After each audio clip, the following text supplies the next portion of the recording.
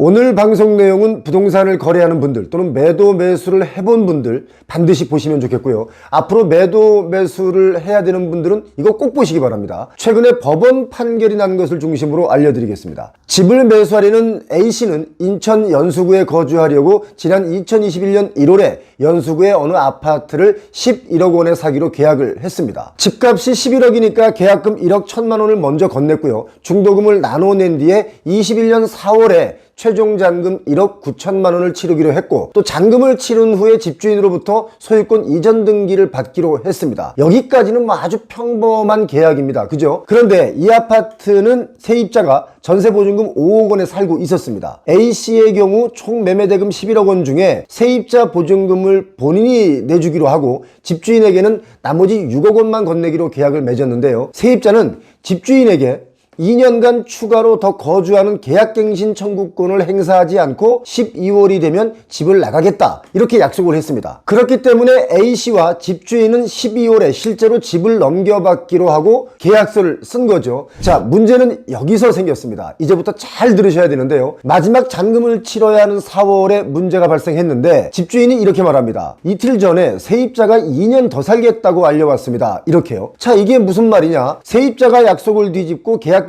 청구권을 행사하겠다라고 한 겁니다. 이게 문제가 왜 문제냐면, A씨는 잔금을 치르고 이 아파트에 들어갈 수 없다면 집주인이 계약 위반이다 라고 주장하면서 잔금을 치르지 않았습니다. 그런데 집주인은 계속해서 잔금 지급을 요구하다가 A씨가 입금을 하지 않았기 때문에 이 계약은 무효다, 해제됐다, 이렇게 통보를 했죠. 이렇게 서로 실갱이를 했습니다. A씨는 계약대로 아파트를 넘기라면서 소송을 제기했고, 판결이 어떻게 났을까요?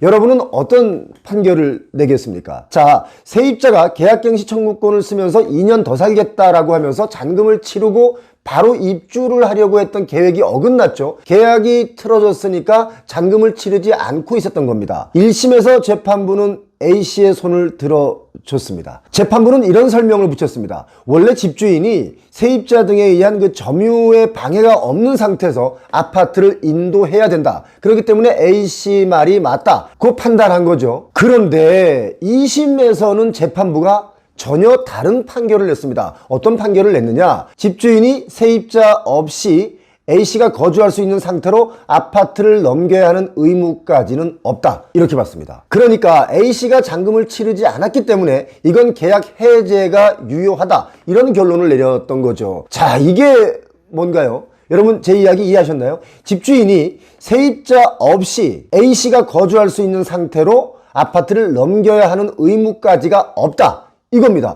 이게 말이 됩니까? 자, 그럼 집을 사는 사람은 뭘 보고 뭘 믿고 집을 삽니까? 그렇지 않습니까? 양도라는 게요, 안전하게 이루어진다는 조건이라는 게 아주 기본적으로 붙은 거래이기 때문에 바로 거주하는 조건으로 계약이 된 거라면 바로 거주하게 조건을 만들어야 이 매매가 성사되는 것 아닐까요? 여러분 생각은 어떻습니까? 거주할 수 있는 상태로 아파트를 넘겨야 할 의무가 없다 라고 한다면 매매 거래 후에 뭐 집 한쪽 벽을 부수고 줘도 된다는 겁니까? 그렇지 않습니까? 아이러니한데요. 여러분 어떤 판단을 하시겠습니까? 그래서 대법원까지 이 사건이 갔습니다. 2심 판결에 문제가 있다, 다시 판단해라, 이렇게 사건을 돌려보냈는데 A씨가 잔금 지급을 거절한 게 정당하다 라고 손을 들어준 것입니다. 재판부는 이렇게 읽은 겁니다. 잔금 지급일 직전에 원래 나가기로 했던 세입자가 더 살겠다라고 하면서 집주인이 집을 넘기기에는 좀 곤란한 상황이 생겼다라고 보는 거죠. 이런 사정임에도 불구하고 집을 사려고 했던 A씨에게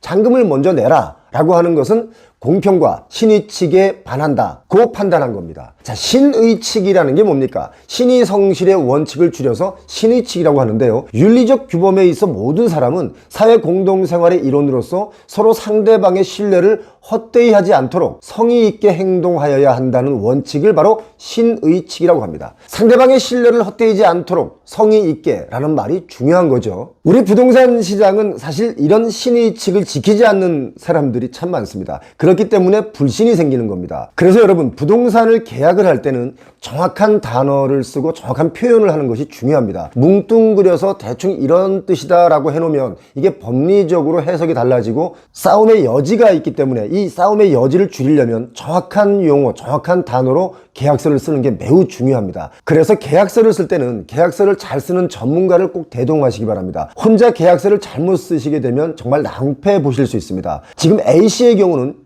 2심의 판결이 그냥 그대로 끝났다면 그냥 그동안 들어갔던 모든 돈을 홀라당 날릴 뻔한 사건입니다. 계약서를 쓰실 때는 정확한 용어, 신중하게 쓰시기 바랍니다.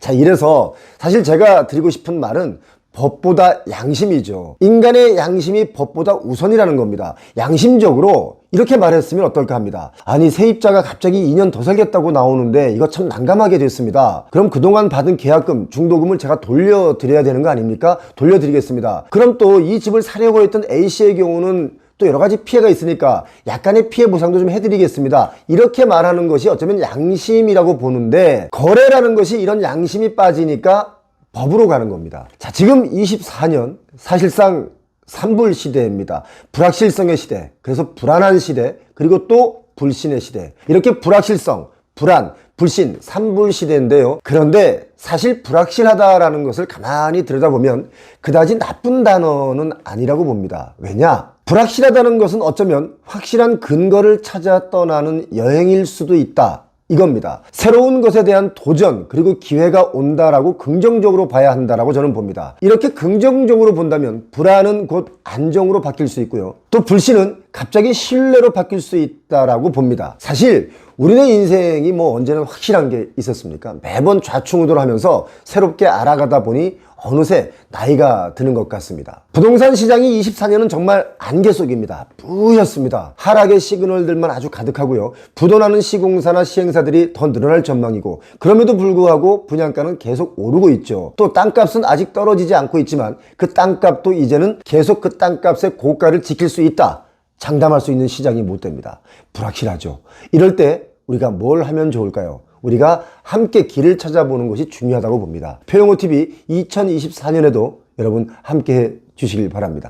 표용호TV에서는요, 거주의 가치 추구를 위해서 24년 갑진년을 맞이해서 값진 곳을 소개하는 출연자분을 찾습니다. 우리 집만의 멋진 구조나 또는 인테리어 또는 소품, 나만의 주거 공간, 건물, 카페, 좋습니다. 아무거나 좋습니다. 또는 굳이 멋지지는 않더라도 소소한 삶의 행복을 누릴 수 있는 그 공간을 소개해 주실 분을 찾습니다. 표용호TV를 시청해 주시는 분들과 공유하고 싶으신 분들, 관련 사진이나 동영상, 간단한 소개를 저희 메일로 보내주시면 저희가 사례를 드리도록 하겠습니다. 몇 평짜리 원룸도 되나요? 상관없습니다. 어떤 공간이든 소소한 삶의 행복을 누릴 수 있는 그런 가치 있는 공간을 소개해 주실 분이면 누구나 연락을 주셔도 좋습니다.